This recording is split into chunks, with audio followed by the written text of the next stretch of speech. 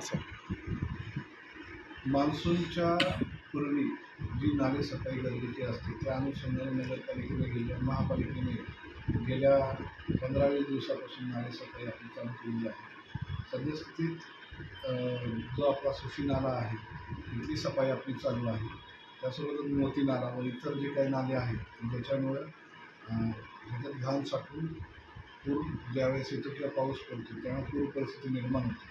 त्या सर्व नाल्यांची नाली सफाई आपण चालू केलेली आहे व येत्या 15 ते 20 दिवसात आपण पूर्ण नाली सफाई करून घेणार आहोत, जेणेकरून पावसाचं जे पाणी असेल त्या पाण्याला वाहून जाण्यात कुठलाही अडथळा निर्माण होणार नाही याची दक्षता महापालिकेमार्फत घेतली जाते।